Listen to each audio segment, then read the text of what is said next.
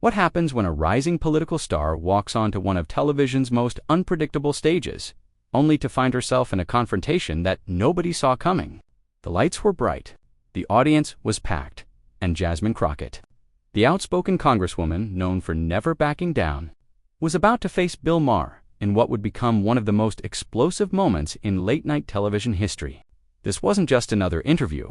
This was a collision course between two people who refused to pull their punches, and what unfolded in those tense minutes would leave everyone in that studio speechless.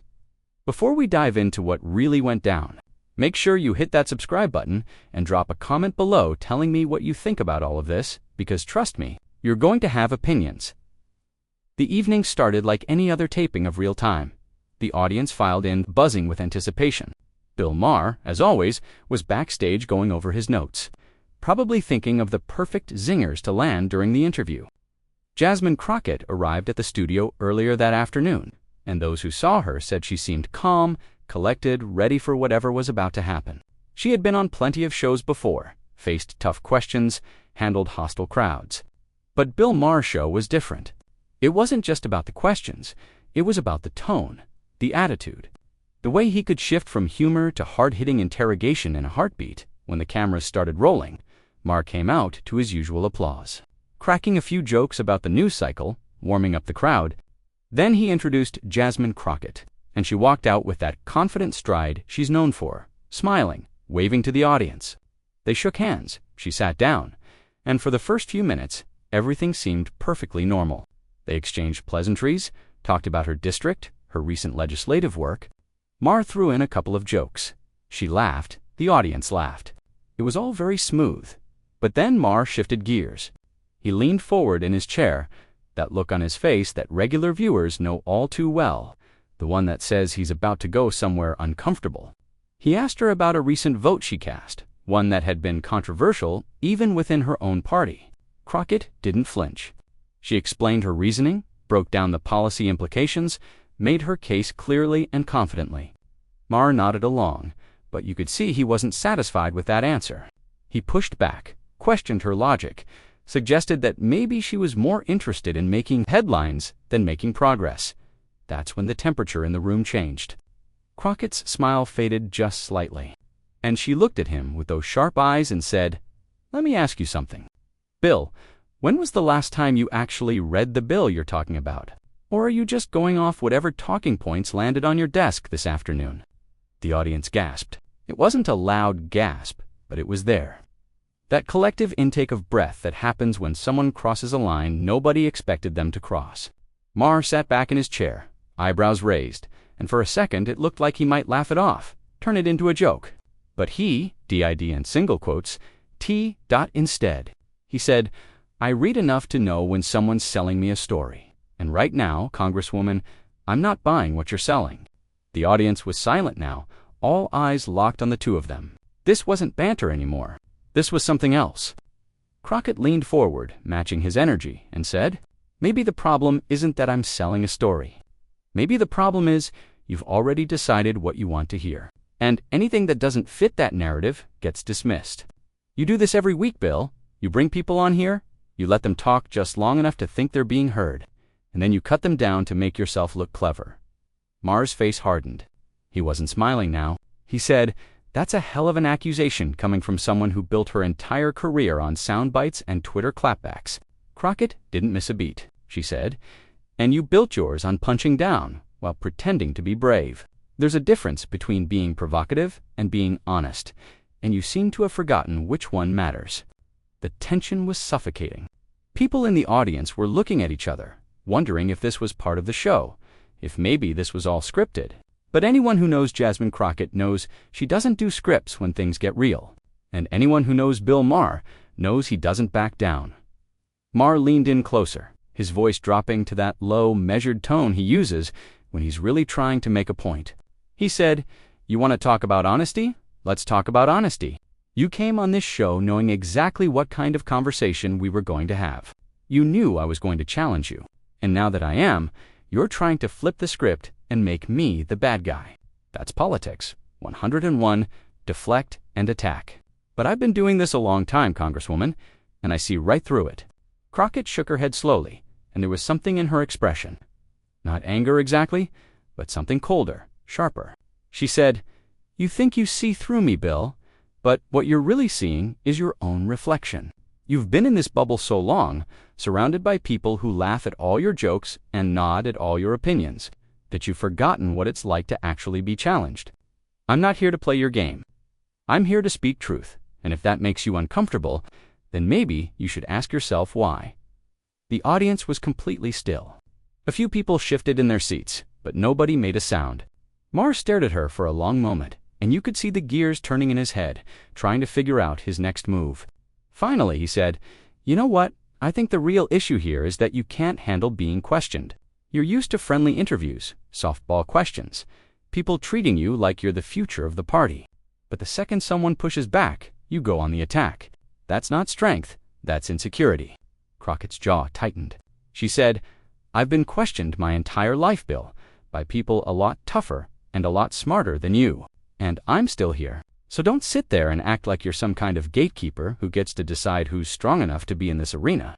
You're a comedian with a talk show, not a journalist, not a legislator, not someone who's ever had to make a decision that actually affects people's lives. So forgive me if I don't take your assessment of my character all that seriously." Maher's face flushed. He said, "That's cute, really cute. Dismiss me because I'm not a politician. But here's the thing. I don't have to be a politician to call out bull when I see it. And right now, I'm seeing a lot of it. You talk a big game about fighting for the people, but when it comes down to it, you're just another player in the same broken system, trying to score points and build your brand." Crockett stood up. Not dramatically, not in a huff, but slowly, deliberately. She looked down at him and said, "I came here tonight because I thought maybe, just maybe, we could have a real conversation. But it's clear that's not what you're interested in. You don't want dialogue, Bill. You want a performance. And I'm not interested in being part of your show anymore." The studio was frozen. Maher stared up at her, clearly not expecting this. He said, "Sit down. We're not done here." Crockett didn't move. She said, "Yeah, we are. Unless you want to actually engage with what I'm saying instead of just trying to score points for your audience, I'm done." Maher's voice got louder. He said, "You don't get to walk off my show just because you don't like the questions. That's not how this works." Crockett looked at him with an expression that was equal parts pity and disdain. She said, "Watch me." And that's when things went completely off the rails. Maher shot up from his chair, and for a moment it looked like he might actually try to physically block her from leaving, but he stopped himself. His hand halfway extended, his face a mix of shock and fury. He said, "You know what your problem is? You can't handle being challenged by someone who doesn't worship at the altar of your politics. You come in here with your talking points and your righteous indignation, and the second someone calls you out, you run. That's not courage, that's cowardice." Crockett turned back to face him fully, and the look in her eyes could have cut glass. She said, "My problem? My problem is that I actually believed you when you said you wanted real conversations on this show. But now I see what this really is. This is you needing to feel superior, needing to tear someone down so your audience can applaud how clever you are. I've dealt with real opposition, Bill. I've sat across from people who genuinely want to destroy everything I stand for, and I've held my ground. But I don't have time for this performative nonsense." The audience was murmuring now. A low rumble of confused voices, people turning to their neighbors, asking if this was real, if they should be concerned. One of the producers off stage was frantically gesturing to someone, probably trying to figure out if they should cut to commercial, but nobody moved. This was live television at its most raw and unpredictable, and everyone knew it. Maher's voice dropped again, but this time there was something venomous in it. He said, "Performative. That's rich coming from you. Your entire career has been one long performance. Every speech, every tweet, every carefully crafted moment designed to go viral. And now you're standing on my stage, acting like you're above all this, like you're somehow more authentic than everyone else. Give me a break. You're a politician, which means you're a professional liar. At least I'm honest about what I do." Crockett's hands were trembling slightly, not from fear, but from barely contained rage. She said, "You want to call me a liar? Fine, let's talk about lies. Let's talk about how you sit here week after week, pretending to be some kind of truth teller, some brave voice speaking truth to power. when really you're just another rich guy in a comfortable chair, taking cheap shots at people who are actually trying to do something. You want to know the difference between us, Bill? I go back to my district and I face my constituents. I look them in the eye and I answer for every vote I cast. What do? You hide behind your jokes in your audience and your panel of guests, who know better than to really push back on you because they want to get invited back. That's not bravery, that's a protection racket. Maher laughed, but it was a harsh, bitter sound with no humor in it. He said, "Oh, so now I'm the villain in your story. That's convenient. You come on my show, you get challenged, you don't like it, so suddenly I'm the bad guy." This is exactly what's wrong with politics today. Nobody can handle criticism anymore. Everybody's so wrapped up in their own sense of righteousness that they can't see their own flaws. And you, Congresswoman, you have plenty of flaws. But instead of owning them, you're trying to make this about me. Crockett took a step closer to his desk, and her voice was steady, but filled with an intensity that made everyone in the room lean forward.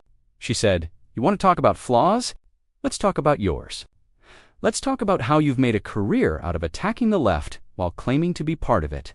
Let's talk about how you punch down at young activists, at people fighting for change, at anyone who dares to imagine a world that doesn't center your perspective. You call it comedy, you call it free speech. But really, it's just punching down dressed up as intellectualism." Maher's jaw clenched. He said, "I've never punched down a day in my life. I go after power wherever it is. And right now, you have power. You're a member of Congress. You have a platform. You have influence. So yeah, I'm going to question you. I'm going to push back. And if you can't handle that, then maybe you're not cut out for this job." Crockett's laugh was short and sharp. She said, "You think I can't handle being questioned? I've been questioned every single day since I entered politics. By my opponents, by the media, by my own party. But there's a difference between being questioned and being disrespected. And what you're doing right now is disrespect. You're not interested in my answers. You're interested in making me look bad. And I won't stand here and let you do that." Maher spread his arms wide, addressing the audience as much as Crockett. He said, "Ladies and gentlemen, this is what happens when politicians can't handle real scrutiny. They accuse you of disrespect. They try to shut down the conversation. They make it about your tone instead of your substance. This is the problem with modern politics. Everyone's so sensitive. Everyone's so quick to take offense." Crockett cut him off, her voice rising for the first time. She said, "Don't you dare lecture me about sensitivity. Don't you dare stand there and act like you're some victim because I called out your tactics. You invited me here. You asked me questions. And when I answered honestly, you didn't like what you heard. So you tried to twist my words, tried to make me look unreasonable. And when that didn't work, you resorted to personal attacks. That's not journalism, Bill. That's not even good television. That's just sad." The word hung in the air like a slap. Maher's face went red, and for a moment he seemed genuinely at a loss for words. Then he found them, and they came out in a rush. He said, "You know what's sad? Watching someone with your potential wasted on this kind of performative outrage. You could actually be making a difference. But instead, you're more concerned with your image, with how you look, with making sure everyone knows how tough you are. Well, congratulations, you've made your point. You're tough. You're fierce. You don't back down. But what have you actually accomplished? What bills have you passed? What real change have you made? Because from where I'm sitting, it looks like a whole lot of noise and not much substance." Crockett's eyes narrowed. She said, "You want to know what I've accomplished? I've fought for people who don't have a voice on shows like this. I've pushed for legislation that actually helps working families, not just the donors and the corporations. I've stood up to my own party when they've gotten it wrong, and I've taken the heat for it. But you wouldn't know anything about that, would you, Bill? You wouldn't know what it's like to actually put something on the line, to risk your career for your principles. All you risk is maybe losing a few viewers who don't like your jokes. That's not the same thing, and you know it." Maher leaned on his desk, his voice low and controlled again. He said, "I've put plenty on the line. I've been fired. I've been protested. I've been threatened.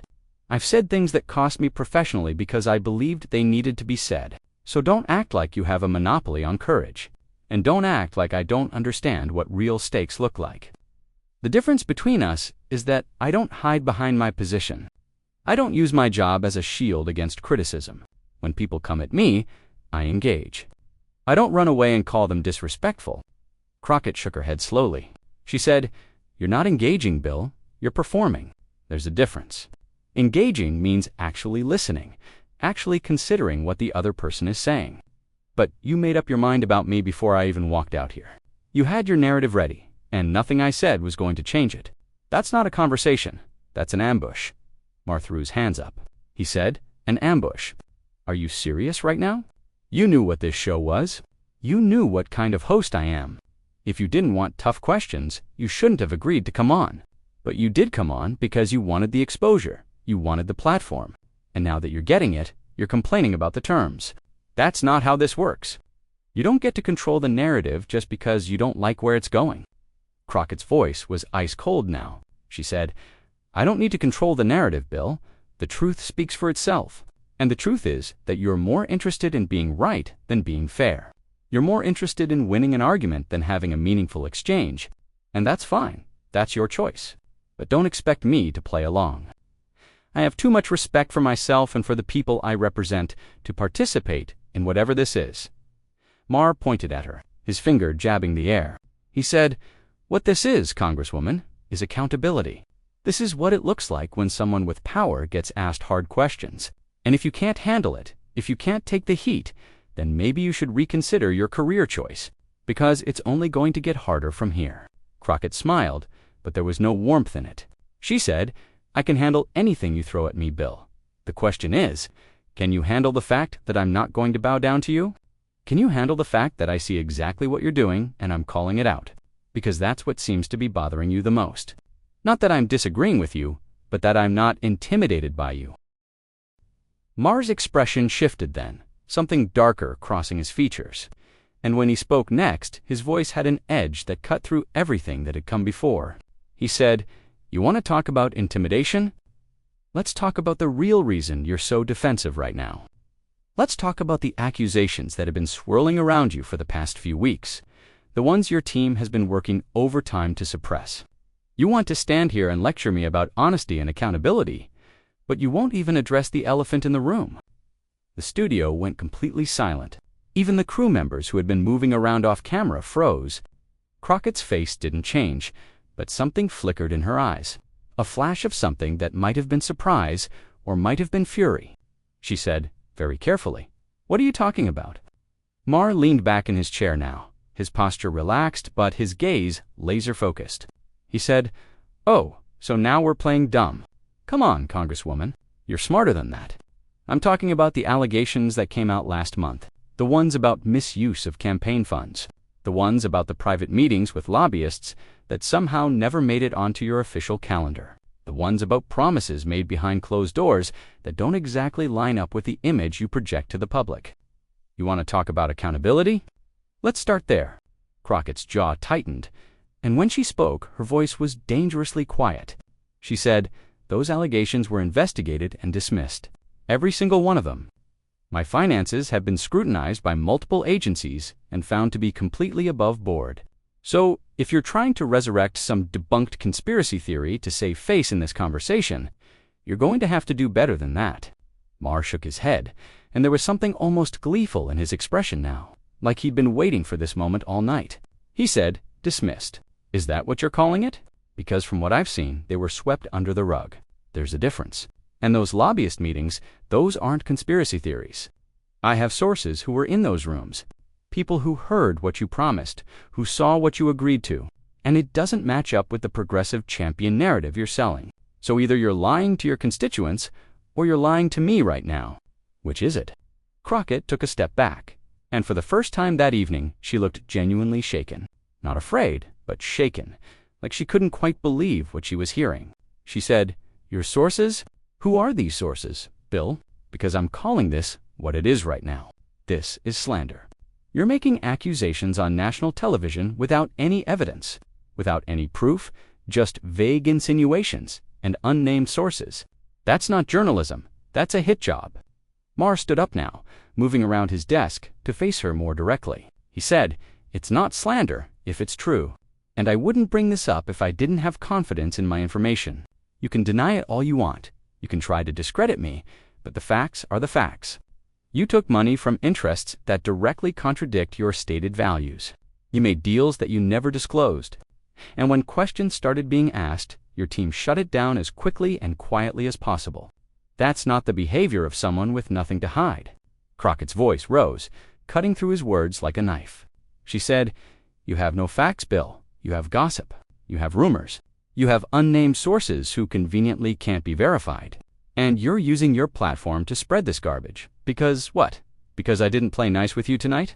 Because I didn't sit here and let you feel superior. This is despicable, even for you."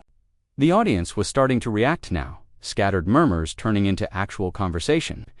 People clearly divided on what they were witnessing. Some looked shocked, others angry, others fascinated in that dark way people get when watching something destructive unfold in real time. Maher's voice got louder to talk over the noise. He said, "This has nothing to do with how you've conducted yourself tonight, though that certainly hasn't helped your case. This is about the truth. This is about holding powerful people accountable, which is supposed to be what you stand for, remember? But the second that accountability turns in your direction, suddenly it's a hit job. Suddenly it's slander. You can't have it both ways. Either we hold everyone to the same standard, or the whole thing is a joke." Crockett moved toward him, closing the distance until they were barely a few feet apart, and her voice was shaking with barely controlled rage. She said, "You want to talk about standards? What's your standard of evidence here, Bill? What do you have besides hearsay and innuendo? Because if you had anything real, anything concrete, you would have led with it. But you don't. You have nothing. And you know what that makes you? A liar, a hypocrite. Someone who pretends to care about truth, but is really just interested in tearing people down. I came here tonight in good faith, and you ambushed me with baseless accusations because it makes for good television. That's all this is to you, entertainment. But this is my life you're talking about, my career, my reputation, and I won't let you destroy it based on lies." Maher didn't back down. He said, "If they're lies, then sue me. Take me to court. Prove me wrong. But you won't, will you? Because discovery goes both ways, and you don't want anyone digging too deep into what actually happened. That's the real story here. Not that I'm making things up, but that you're terrified of what might come out if people start looking too closely." Crockett's hands were balled into fists at her sides. She said, "You are unbelievable. You sit here week after week, acting like you're some defender of free speech, some champion of open dialogue. But the second someone pushes back on you, you pull this kind of stunt. You make wild accusations. You attack their character. You try to destroy them personally because you can't win the argument on substance. This isn't brave, Bill. This is cowardly. This is the tactic of someone who knows they're losing and will do anything to regain control." Maher's face was flushed now, his voice tight with anger. He said, "I'm not losing anything. You're the one who came on my show and couldn't handle the questions. You're the one who tried to walk out. You're the one who's getting defensive because you know there's truth to what I'm saying. And now you're trying to flip this around, make me the villain, because that's what you do. That's your skill set. Deflect, attack, play the victim. But I see through it, and so does everyone watching right now." Crockett shook her head, and when she spoke, her voice was filled with contempt. She said, "The only thing people are seeing right now is exactly who you are. Bill, they're seeing someone who would rather destroy a person than admit he was wrong. They're seeing someone who uses his platform not to enlighten or inform, but to bully and intimidate. They're seeing someone who claims to care about truth, but traffics in lies when it suits him." The producer finally made a decision, stepping onto the stage and trying to get between them, saying something about taking a break. Going to commercial, but neither Maher nor Crockett seemed to hear him. Maher said, his voice rising above everything else, "You can insult me all you want, but it doesn't change the facts. You're compromised. Your integrity is questionable, and the people deserve to know that before they put their trust in you." Crockett took one more step toward him, and her voice was steady but filled with an intensity that made everyone go quiet. She said, "The only thing that's been compromised here tonight is your credibility, and you did that to yourself. You brought me on this show under false pretenses. You ambushed me with unsubstantiated accusations, and when I defended myself, you doubled down rather than admit you had nothing. That's not journalism, Bill. That's character assassination, and everyone watching knows it." Maher opened his mouth to respond, but Crockett cut him off. She said, I'm done here. Not because I'm running away, not because I can't handle your questions, but because this stopped being a conversation the moment you decided to turn it into an execution. You wanted a moment, Bill. You wanted something dramatic for your show. Congratulations, you got it. But you also showed everyone exactly who you are, and I hope it was worth it." She turned and walked toward the exit. And this time, Maher didn't try to stop her with words. He just stood there, his chest heaving, watching her go. The audience was erupting now, some people booing, others cheering. Most just talking over each other in confusion and excitement. The cameras kept rolling, capturing every second as Jasmine Crockett walked off that stage with her head held high, leaving Bill Maher standing alone in the wreckage of what had just happened. As she disappeared through the curtain, Maher finally turned back to the cameras, and for a moment he seemed at a loss. Then he found his voice, addressed the audience with a forced smile, said something about needing to take a break, about coming back to discuss what just happened. But the damage was done. The moment was captured, and everyone who witnessed it knew they had just seen something that would be talked about for a long time to come. The question wasn't whether this would become a defining moment for both of them. The question was how they would each recover from it. If recovery was even possible after a confrontation. So what do you think? Was Jasmine Crockett right to walk off that stage, or did Bill Maher have legitimate questions that needed answers?